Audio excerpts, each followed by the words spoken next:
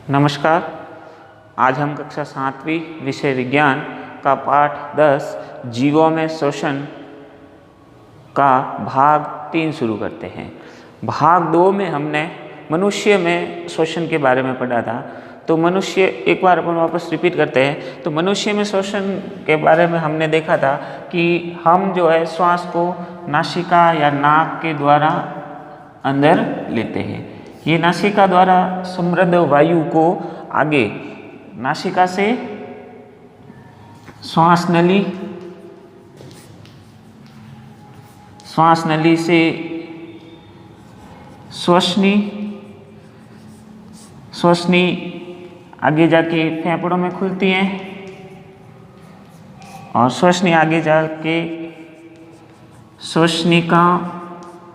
श्वसनिकाओं में बढ़ती हैं और प्रत्येक श्वसनिका के अंतिम छोर पर वायु कुपिकाएं उपस्थित होती हैं और ये वायु कुपिकाएं एक तरफ से रुधिर वाहिनियों से जुड़ी रहती है जो रुधिर के अंदर ऑक्सीजन को छोड़ती है और वापस उन रुधिर वाहिनियों से रक्त में घुली हुई कार्बन डाइऑक्साइड को लेती हैं और वापस इसी मार्ग से होते हुए उस कार्बन डाइऑक्साइड को शरीर से बाहर निकालती हैं। तो हमने मनुष्य के श्वसन में पढ़ा था कि मनुष्य में एक जोड़ी मतलब 2 फेफड़े होते हैं, एक बाईं और एक दाईं ओर, जो पसलियों से घिरे रहते हैं।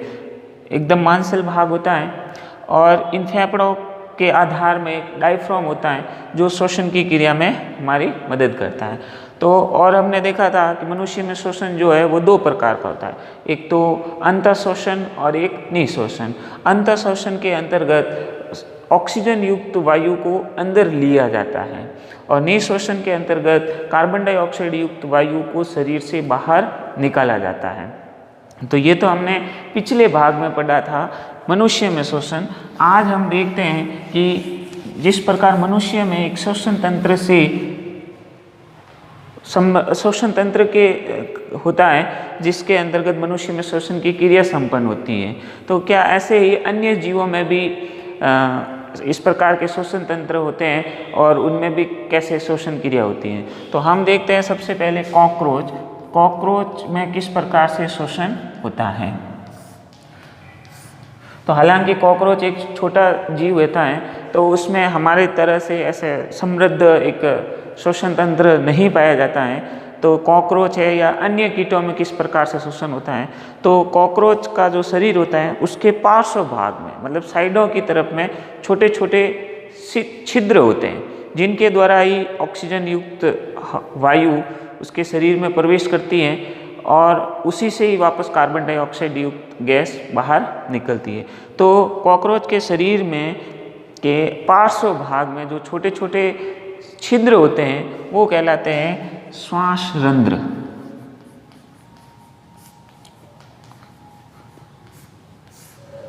ठीक है, इन श्वास रंध्रों के द्वारा ही ऑक्सीजन युक्त वायु जो है कॉकरोच के साइड में पार्श्व भाग में जो छिद्र होते हैं श्वास रंध्र, उसी के द्वारा ऑक्सीजन युक्त वायु अंदर जाती है और वापस कार्बन डाइऑक्साइड युक्त वायु बाहर निकलती है। अब ऑक्सीजन अंदर चली गई, अंदर जाने के बाद में उस कॉकरोच के शरीर में पूरा वायु नलियों का जाल बिछा होता है, वायु नलिकाओं का एक जाल बिछा होता है और ये वायु नलिकाएं उस कॉकरोच के अंदर प्रत्येक ऊतक से जुड़ी रहती है। तो जैसे इन श्वास रंध्रों से ऑक्सीजन युक्त वायु उसके शरीर में जाएगी तो वो श्वास रंध्रों से ऑक्सीजन युक्त वायु कॉकरोच के शरीर के अंदर गई तो वो श्वास नलिकाओं में जाती है। श्वास नलिकाएं जो है वो प्रत्येक ऊतक से जुड़ी रहती हैं और इस प्रकार प्रत्येक ऊतक से प्रत्येक कोशिका तक जो है ये ऑक्सीजन युक्त वायु इन वायु नलिकाओं द्वारा पहुंचा दी जाती है। अब ऑक्सीजन के अंदर कोशिका के अंदर जो भी ऑक्सीजन का काम होता है वो हो जाता है और जो कार्बन डाइऑक्साइड मुक्त होती हैं वो कार्बन डाइऑक्साइड वापस ऊतकों से वायु नलिकाओं और वायु नलिकाओं से होती हुई वापस श्वास रंध्रों के द्वारा शरीर से बाहर निकाल दी जाती है। तो इस प्रकार कॉकरोच में श्वास रंध्र और वायु नलिकाओं का जाल बिछा होता है जिसे कहते हैं श्वास प्रणाल। तो इस प्रकार कॉकरोच में श्वास रंध्र और श्वास प्रणाल के द्वारा श्वसन की क्रिया संपन्न होती है। अब कॉकरोच के अलावा एक और जीव है केंचुआ। अब केंचुए में शोषण कैसे होता है? तो केंचुए को हमने देखा होगा कि इसकी जो त्वचा है वो एकदम मुलायम और आर्द्र मतलब नमी जैसी होती है, एकदम गीली गीली सी लगती है। तो केंचुआ जो है वो अपनी त्वचा के द्वारा शोषण करता है। ये अपनी त्वचा से ही वातावरण से ऑक्सीजन लेता है और वापस वातावरण में कार्बन डाइऑक्साइड छोड़ देता है। तो केंचुए में शोषण किसके द्वारा हो गया? त्वचा के द्वारा। इसके अलावा एक मेंढक, तो मेंढक की त्वचा भी श्लेष्मीय चिकनी होती है, तो मेंढक भी अपनी त्वचा के द्वारा शोषण कर सकता है। साथ में मेंढक, हम देखते हैं कि मेंढक जो है वो एक उभयचर प्राणी है, मतलब कि पानी के अंदर भी रह सकता है और पानी के बाहर भी रहता है।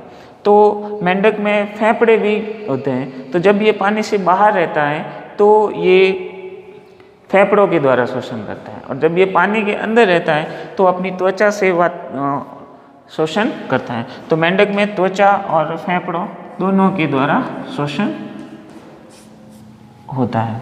ठीक है, तो कॉकरोच में तो किसके द्वारा हो गया?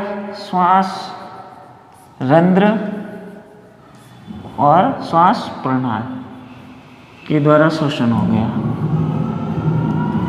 और केंचुए में त्वचा द्वारा, और मेंढक में त्वचा और फेफड़ों द्वारा शोषण होता है। ठीक है, अब जैसे कुछ जीव हैं जल में रहने वाले, तो जलीय जीवों में शोषण कैसे होता है?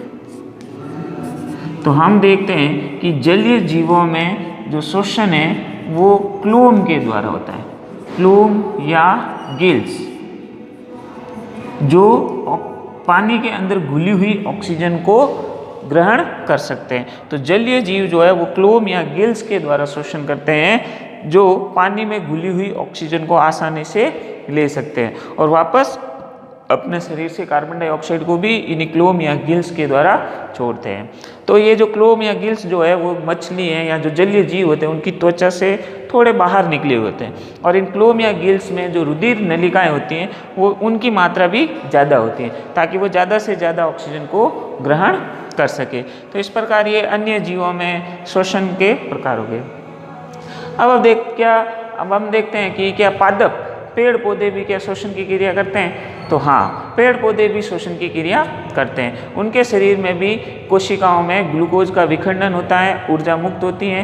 तो पेड़ पौधे जो है, पेड़ पौधों की पत्तियों में छोटे छोटे छिद्र होते हैं जिन्हें रंध्र कहते हैं। उन्हीं रंध्रों के द्वारा गैसों का आदान प्रदान होता है और उनमें शोषण की क्रिया होती है। तो इस प्रकार हमने इस पाठ में मनुष्य में शोषण, अन्य जीवों में और पादपों में शोषण कैसे होता है ये पढ़ा।